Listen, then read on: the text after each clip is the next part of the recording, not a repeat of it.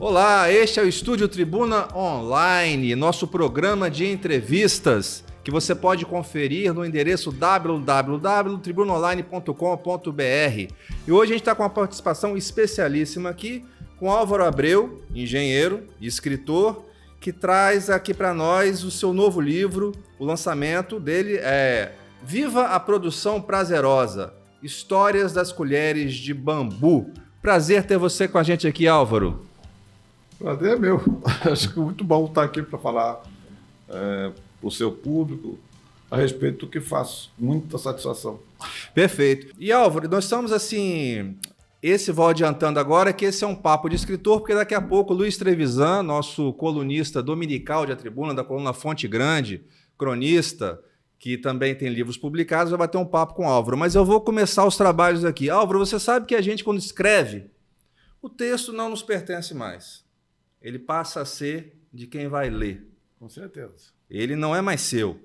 E assim, eu tive a oportunidade de iniciar a leitura do seu livro, que é um livro extremamente interessante, que fala sobre essa produção de colheres de bambu, que o Álvaro vai falar aqui a respeito, mas eu já me apropriei do livro dele, já tirei outra conclusão. É uma história de vida, é uma lição de vida, porque eu acho que você está reencontrando, pelo menos você me passou essa impressão, o prazer de fazer e o retorno que isso dá. É por aí? Exatamente. O que eu tenho percebido que o fazer manual, né, está perdendo posição. Antigamente se trabalhava muito por necessidade, né? Você tinha que fazer os seus brinquedos, você tinha que fazer as suas gaiolas, você tinha que fazer, enfim, né? E era você, ou não tinha, né? Uhum. Hoje em dia compra-se pronto, né? Aumentou muito a proporção, né, do compra pronto em relação ao faz você mesmo, né? E eu sempre tive habilidades manuais, enfim, e acho que depois do infarto eu tive a sorte, na verdade, de ter alguma habilidade manual para poder me distrair com as mãos, né, fazendo com as mãos.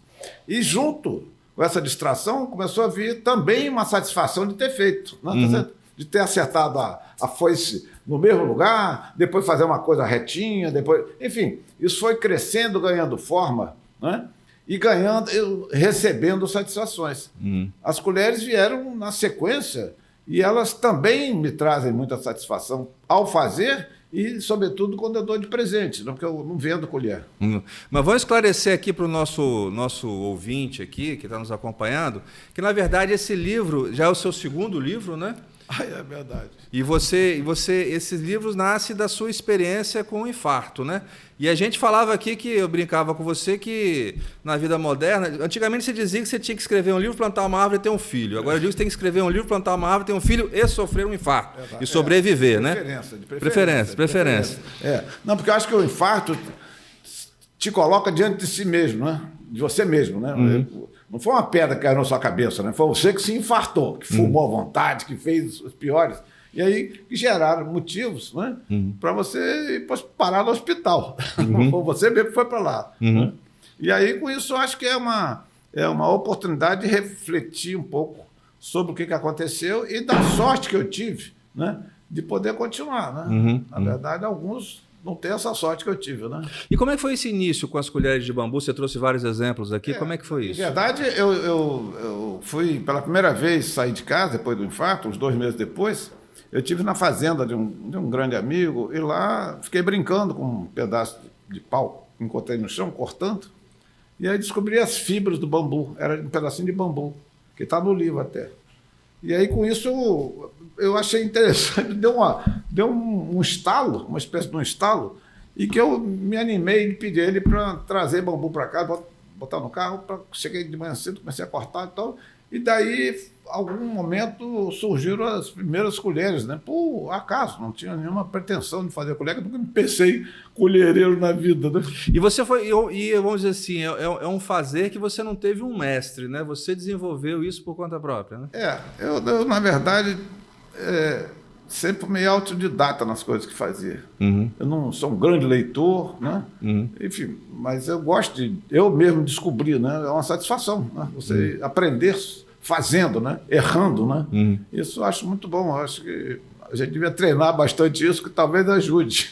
E essa produção sua, que é fantástica, já chegou, já ultrapassou fronteiras, né? Fala um pouco dessa experiência sua internacional. Mas aí já é por consequência do fazer bem feito, né? Que é uma coisa que eu defendo rigorosamente, intensamente. Que vai fazer é uma coisa e faça bem feito de preferência, porque a gente escuta muito, assim tá bom, vamos fazer assim mesmo. Não, isso não é a melhor posição. Eu acho que vai que fazer direito. Seja escrever, seja o que for, né? Tá certo? Colher. E ao fazer bem feito, em qualquer situação, é muito provável que você impacte alguém por ter feito. Porque o seu texto está claro, você falou uma frase perfeita, né? Ou pintou uma coisa bonita, enfim. O fato é que nós nos encantamos com coisas que nos impactam. Né? Tá certo? Isso é normal. Né? Tem outras pessoas que não ligam para as mesmas coisas que nós ligamos, cada um de nós liga. E esse fato de ser impactado por uma coisa que você fez faz com que pessoas queiram que mais outras vejam, né? E assim, por sorte, os que andaram vendo alguns me levaram para a Europa porque outros europeus pudessem ver. 4 vezes fui para a Europa por conta de colher. Né? Eu gosto de carne mulher para passear. Isso, eu li em algum lugar alguma vez, rapaz, e que isso me impactou também, né? Achei fantástico quando você fala o fazer bem feito. Isso aí eu acho fantástico. E eu li certa vez em algum lugar o seguinte: você tem que tentar ser mestre em alguma atividade artística ou alguma coisa que lhe dê esse retorno. Porque aí você vai ao encontro de um ideal maior, de uma satisfação maior. Isso parece que nos dias de hoje é um mantra que deveria ser observado, não? Eu tenho... Essa coisa de escrever te obriga a pensar, né? Então eu pensei, o que é que eu faço? Né? Como é que é isso? Né? Como é que é o negócio das satisfações? E chegou a uma conclusão muito interessante, que se você for pegar um ato de produzir, a primeira boa emoção vem de quando você imagina o que você vai fazer. Seja uma crônica, seja um livro, seja pintar, o que for. Né? Você já fica num estado de emoção, de ligação importante.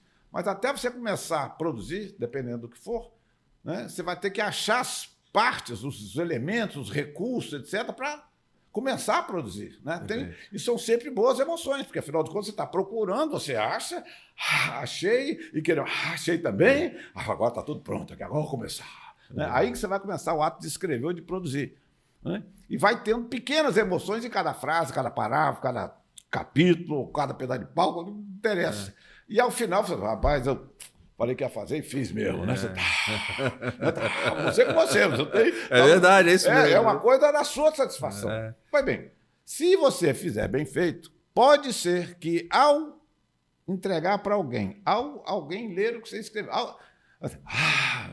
puxa, ele vai passar a ter satisfações lá também. E volta, né? Isso tem um retorno, né? Tá certo? Isso é muito bonito, eu acho uma coisa muito prática e verdadeira. Né? Perfeito. E eu acho assim, você falava, nós vivemos uma época, nós já noticiamos isso no jornal Tribuna algumas vezes, né, que os especialistas, os médicos dizem que a depressão, a ansiedade são males desse século, né? Porque nós convivemos com vidas incompletas, com prazeres incompletos, com viveres incompletos.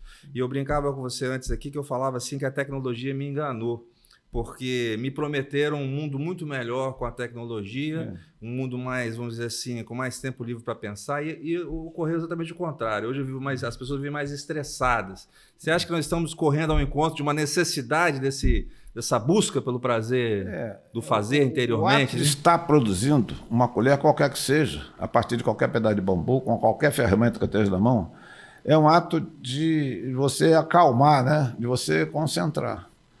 E é curioso, porque eu faço 2 tipos de colheres. Para ninguém. Mostra pra gente alguém. Aí. Não, que eu digo, não, essas são para ninguém. Para ninguém, né? as que eram de Trevisan eu entreguei. E que me dá grande satisfação de ter. Eu sei que ele vai. Tem só uma vingança nesse caso, que toda vez que for passar, vai lembrar de mim. Teve uma maldade. Mas essa ferramenta ali é para cunhar a colher ou você fez ela a partir? É para desbastar o bambu. Isso, né? É para desbastar o bambu. Para começar a pancadaria mais pesada. Até. Seus dedos escaparam incólumes desse início de fazer. Você nunca se fez. Não, é fácil, não é nada complicado. Depois caímos nas ferramentas mais de lâmina, né, de vários tipos, formatos, inclusive uma goiva. Essa goiva, por exemplo, me foi presenteada, foi trazida de Minas Gerais para um daqueles artesãos que tem na rua, que fica fazendo aquelas tabuletas, né, para botar na entrada da casa e tal. E eu falava, rapaz, você com tantas coisas, eu sem nenhuma. E aí, realmente, eu tinha procurado muito isso no mercado, não tinha achado, que é um formão redondinho, né? Para fazer buraco aqui, né? Fazer essa parte aqui da colher, né? Ela é melhor, né? Do que a ponta de faca, né? E aí foi engraçado, porque eu falei, não, eu posso trazer isso para o senhor ano que vem e tal. Tem um amigo meu lá de Governador Valadares que faz. Tá bom, então escolhe aí. Eu escolhi, mostrei para ele, deu um nozinho, guardou dentro da bolsa. No ano seguinte, estou andando pela calçada de Guarapari e falei, doutor, olha aqui, trouxe a goiva do senhor. Eu falei, não acredito. Então, é uma ferramenta de minha grande estima. Né? Essa é para guardar com carinho. Não, toda vez que eu vou cortar com ela, eu lembro dele também, que eu vou colher do televisor. Essa conversa que a gente está tendo aqui, e já nós vamos passar a bola para o Luiz Trevisan. Eu quero registrar a presença do Zé Roberto Santos Neves aqui, que é escritor.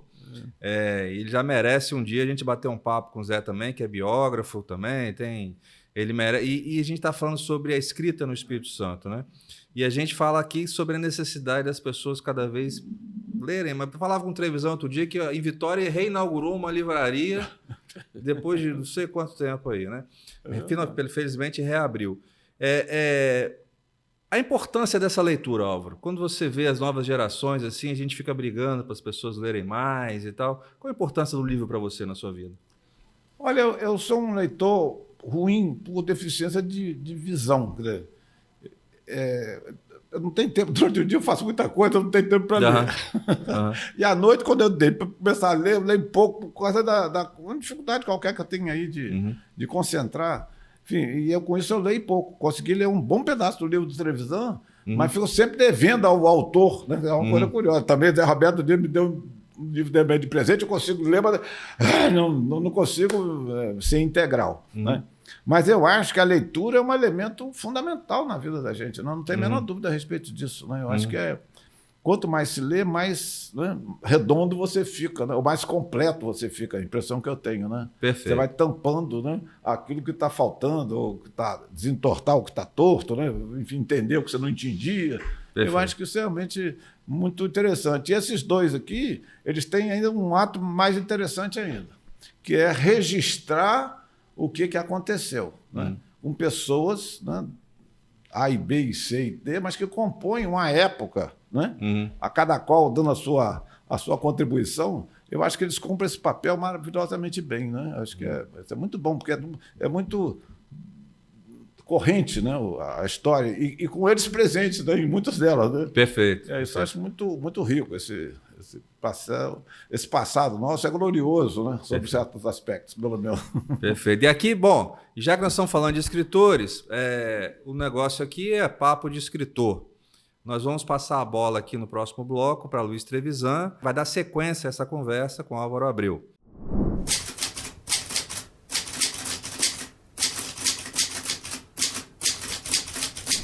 Prazer estar aqui com o Álvaro Abreu nesse encontro para falarmos da produção criativa, do prazer de se fazer colher. Tem gente que gosta de armas, tem gente que gosta de colher. Como é que é essa diferença? Isso foi uma coisa que eu fui descobrindo ao longo do processo, por assim dizer. Né? É mais pacífico a colher, né? Claro. Eu cheguei, inclusive... Porque você vai fazendo e ao mostrar para alguém, você percebe reações muito diferentes de pessoa para pessoa, né? Eu tenho um irmão mais novo, Cláudio, que ele nem consegue ver que é a colher, que ele não liga para isso, ele não o sensibiliza. Né? E aí tem pessoas que são muito práticas, querem saber quanto tempo leva e tal, e tem pessoas que de fato se encantam com colheres. Né? Agora, deixa eu te perguntar uma coisa, que é o início de tudo, voltando um pouco. Você começou a desenvolver esse trabalho com as colheres, com o bambu e tal, trabalhando a madeira, o bambu, a partir daquela história do seu infarto, da crônica do seu primeiro infarto, que eu lembro bem, um livro que chamou muito a atenção da gente. Mas você foi submetido naquele período a um chamado período de ócio, né? Porque você ócio forçado. E aí você optou pelo bambu, pela colher de bambu, por essa arte interessante, manual. E isso tem alguma coisa a ver com o ócio criativo lá do Domênico de Masi? Eu acho que foi inspirado nisso, né? Na verdade, foi foi uma tentativa de salvação, né? Né? Você passou o perigo de entupir mais um pouco, né? E aí você tem que recuperar a alegria, né? Eu sou pai de 5, cara. Marido de uma. Você fumava muito cigarro? 3 maços de cigarro. Nossa Senhora. Depois que eu estou dizendo, 5, eu falei. Eu lembro que suas mãos eram amarelas. Amarelo. Você parou de vez com o cigarro? Eu parei. Eu sempre achei que ia fumar até quando fosse possível. E nunca mais. Parei, tá conversado. Felizmente, pode fumar à vontade, optou, é mais saudável fazer colher de bambu. É muito mais criativo, foi muito mais lúdico, não? Não, mas talvez, televisão, é de demonstrar que eu era capaz ainda, Sim. Né, de alguma coisa. Porque você é engenheiro de formação. Sou engenheiro. Aí você, de repente, entrou nesse processo. E aí começou não só a fazer as colheres, que do modo terapêutico, mas você também começou a escrever, que eu acho que também te ajudou muito. É uma coisa junto com a outra, né? Porque eu andava na praia, o crônica do meu primeiro infarto, ele foi escrito, entre aspas, andando na praia, né? Fazendo colher. Né? Sim. Eu sempre andei, nunca com as mãos vazias, sempre com uma faquinha e um pedaço de bambu cortando e raciocinando, passando em revista o que tinha acontecido comigo. Né? Durante o processo de entrada nos consultórios, até o hospital, não sei o quê, de ir para casa. Né? E de lá para cá a sua saúde melhorou significativamente. Graças a Deus, eu sou uma pessoa aplicada. Eu fui nadador durante muito tempo. Sim. Eu gosto de falar. Mas se voltou a nadar depois do infarto? Eu andei na minha rua, conta o cronômetro. É muito interessante isso, é uma passagem boa da minha vida. Eu fui um nadador mais rápido do Espírito Santo durante uns 9 anos. Né? Mas você fumava nessa época? Não, estava começando, né? Mas muito pouco. Porque nadador e fumante não tem muito a ver, não. Né? Aliás, nada a ver, né? Mas eu comecei a fumar mesmo depois que eu parei de fumar, de nadar. Mas dessa época eu tinha... Mas hoje você nada de novo? Eu não consigo. Por quê? Consigo andar, não sei. Bloqueio? O meu médico disse que é problema psicológico, mas eu não acho que não, seja não. Pô, você mora numa ilha e não consegue nadar. Pois mas eu ando na praia, não vou fazer. Eu vou do jeito que eu não, posso. Já é alguma coisa, tá andando. Eu vou do jeito que eu posso. Mas, de qualquer maneira, quer dizer, a ideia de poder fazer, né? É uma coisa muito boa, né? Muito humana, né? Por essência. O homem é um animal que faz, né? Tá certo? Ele consegue fazer, né? Inclusive desenvolver ferramentas para ele avançar um pouco no que ele pretendeu ou gostaria de fazer, né? Isso é um fato. Uma característica sua é que você não vende essas colheres. Isso foi uma opção. É sempre uma oferta, você está sempre agraciando alguém. É interessante isso, porque colher é mesmo terapêutico, né? É muito baratinho, colher é uma coisa muito baratinha. Deixa eu te perguntar outra curiosidade. O bambu, tem algum tipo de bambu que é melhor do que o outro para você trabalhar? Qual é o melhor bambu? Qual é o pior bambu? O Espírito Santo tem bambu bom ou você tem que importar de Minas? Não sei de onde. Não. Tem por aqui. Tem umas 1000 espécies que eu saiba, 1000 espécies de bambu. Eu não sou um conhecedor de bambu no sentido literal, e prefiro, obviamente, aqueles que são mais duros, mais secos, mais consistente. Mais cheio de fibras e tal, porque é mais difícil você cortar, mas o resultado é mais consistente, vamos assim dizer. Mas eu tenho, por princípio, cortar todo e qualquer pedaço de bambu que me chegue às mãos. Mas eu pergunto, o nosso estado tem bambu de boa qualidade? Tem. Ou tem um estado que o bambu é melhor que o outro, a região, por causa do solo, não sei o que, tem isso, não? Não. Aqui nós temos muito bambu. Tem aqueles amarelinhos bonitinhos que chamam de brasileirinho. Tem uns, brasileirinho. Tem uns para vara de pescar. Não tem problema. Não é por falta de bambu que alguém vai deixar de fazer colher aqui. Agora, deixa eu te perguntar uma coisa que eu considero meio elo perdido, digamos assim. Você é de Cachoeiro, nasceu em Cachoeiro, da família Abreu e Braga, né? Estamos aqui, sobrinho do grande Rubem Braga, nosso cronista maior. Você saiu quando de Cachoeiro? Eu saí pequeno. Qual idade? Talvez por 7 anos. Papai foi chamado para para trabalhar para a Organização Mundial de Saúde. Nós fomos para a Bolívia e para a Colômbia. Depois passamos um ano em Cachoeiro e viemos para Vitória. Eu já estava trabalhando aqui. Então, a gente voltava muito. Você voltava muito. A férias de julho, com certeza absoluta. A férias de verão você não tanto, porque tinha para Barataíza. Uma férias de meio de ano. Você sempre ia lá para a casa do Solar dos Braga lá? E aí eu trago de lá, televisão, 2 ferramentas poderosíssimas, que é a calçada, para fazer botão de coco, para jogar botão. Botão de coco. Fazer os botões, porque eu não tinha botão para vender. Né? Então, eu aprendi a fazer botão de coco. E também a usar caco de vidro, que é a ferramenta, talvez, que eu faça o acabamento mais exato. Caco de vidro. É caco de vidro. Interessante. É muito interessante, isso é uma bobagem, mas e isso é muito bom, porque é uma coisa que me veio junto, né? Na recuperação, né? Me vieram junto essas memórias, que eu acho isso muito bom para a gente, né? É uma continuação, né? Ou um renascimento, a gente pode dizer isso. Né? Mas você, quer dizer, você trabalha o bambu, você tem essa atividade sua, mas você também é escritor, já escreveu livro, está aqui com um novo livro, inclusive, que é um complemento da sua atividade laboral aqui, lúdica laboral, digamos assim. Mas você é escritor. O fato de você ser sobrinho, ter um sobrinho do Rubem Braga, isso cria uma pressão em cima, isso te incomoda, isso te ajuda? O Rubem é um bom exemplo de pessoa, né? Eu acho que, apesar de toda aquela fama, de tudo, ele jamais deixou de ser de Cachoeiro, jamais de ser irmão de minha mãe, capaz de ser meu tio, né? Eu fui, para você ter uma noção, eu fui com o Rubem passar a lua de mel lá na Bahia, na casa do Caribé. Ele fez questão de nos levar. Mas lua de mel? Mas nunca... Hein? Lua de mel de quem? Já estava lua de mel usado, já bastante, mas ele nos levou. Não, mas Carol, eu não entendi. A lua de mel era de quem? Nós casamos em dezembro, lá para o lado de fevereiro. Você casou. Eu casei. E aí nós fomos, ele fez questão de nos levar. Então era uma companhia, o Rubem. Né? Tá certo? Ele não era para mim, a referência de escrita, ela é muito forte, no sentido que eu gosto muito, aliás, eu e o Brasil, sim. Eu não tenho nenhuma exceção nisso, não sou nenhuma exceção, mas a pessoa em si é que me encantava mais ainda, né? Porque ele era uma pessoa franca, limpa, né? Você sabia exatamente o que ele queria, o que ele gostava, etc. Né? E era amigo dos amigos, assim, verdadeiramente, né? Enfim, eu tenho ótimas lembranças do Rubem, mas não tenho nenhuma obrigação, nenhuma pretensão, né, de escrever como ele, que eu acho que quem quiser é pretencioso. Sem dúvida que é uma pretensão.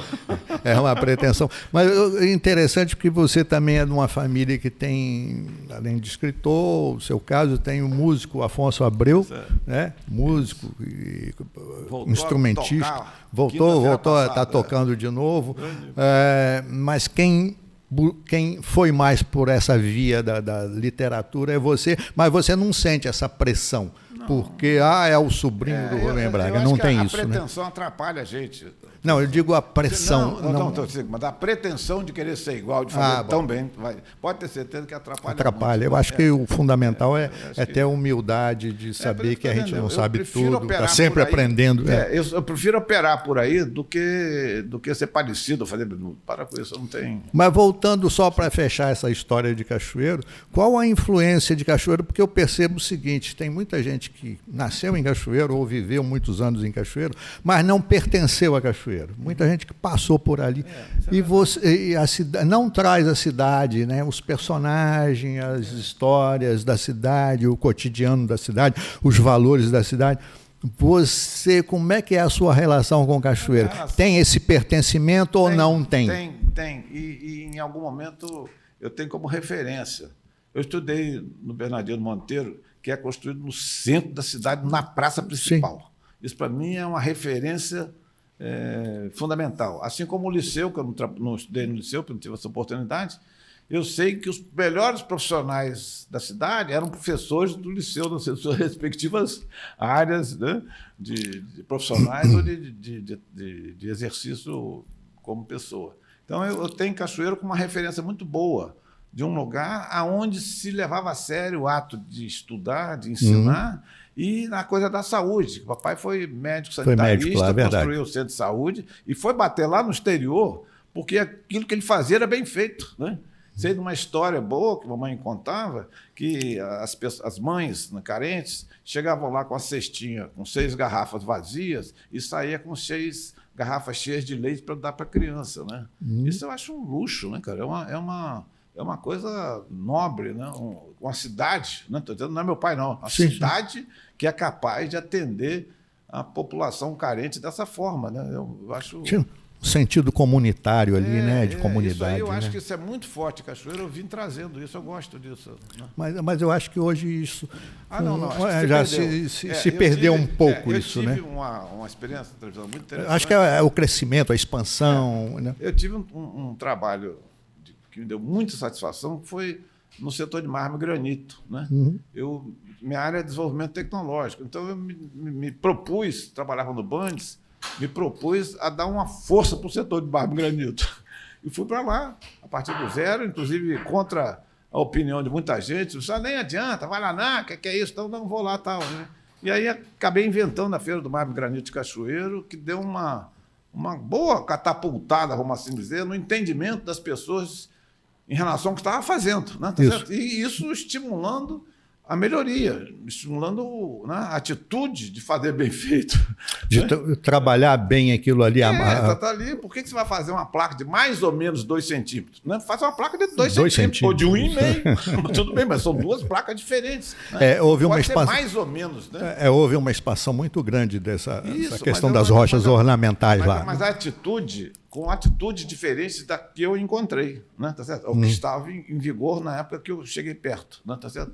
E foi uma decisão do setor, ele próprio se organizando para adotar métodos melhores e atitudes mais saudáveis, etc., para obter melhores resultados daquilo. Sustentabilidade, que, aliás, é uma coisa que se questiona muito até hoje, né? A sustentabilidade, não só do setor de rochas ornamentais, mas de outras atividades. Né? A gente está sempre questionando, mas eu acho que é bom questionar porque é uma forma de você buscar um equilíbrio maior na questão ambiental, né? Que é fundamental hoje. Essa era uma questão seríssima quando eu cheguei lá, no setor de pedra, né?